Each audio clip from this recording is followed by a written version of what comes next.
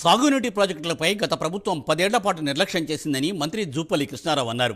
మాజీ మంత్రి నిరంజన్ రెడ్డి, బీఆర్ఎస్ నేత ఆర్ఎస్ ప్రవీణ్ కుమార్ చేసిన వ్యాఖ్యలను జూపల్లి ఖండించారు. వెనుకబడిన ప్రాంతమైన ఉమ్మడి పాలమూరు జిల్లాలోని ప్రాజెక్టులను పూర్తి చేయడానికి అవసరమైన నిధులను కేటాయించలేదని మండిపడ్డారు. పెండింగ్ ప్రాజెక్టులను పూర్తి చేయకుండా కల్లబుల్లి మాటలు చెబుతూ కాలం వెళ్లదీశారని జూపల్లి దుయ్యబట్టారు. లోతుకెళ్ళి పరిశీలన చేస్తే ప్రశ్నిస్తే తెలుస్తుంది. ఏమంటాడు ఇందులో? బంగారం లాంటి నీళ్లను బంగాళాఖాతంలో కలిపింది. పాలమూరు రంగారెడ్డి ప్రాజెక్టు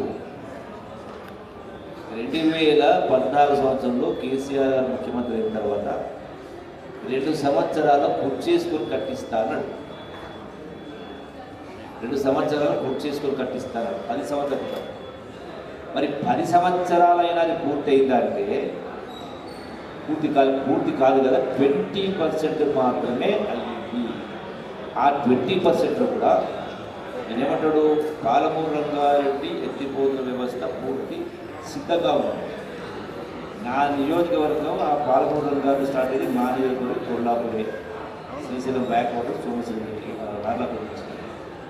మొదటి పంపు ఆదరాబాదరగా ఎలక్షన్ ముందు స్విచ్ ఆన్ చేసి మోటార్ పంప్ చేస్తే ఒక మోటార్ నీళ్ళు 4 నెలలు పడ్డాయి. 4 నెలలు పడ్డ తర్వాత ముందు పోవాలి కదా. ముందు పోవాలి, కెనాల్ పూర్తి కావాలి. కెనాల్ ఇప్పటికీ పూర్తి కాదు. 10 సంవత్సరాలైనా కెనాల్ పూర్తి కాదు. ఉందా లేదనేది ఎట్లా తెలుస్తుంది?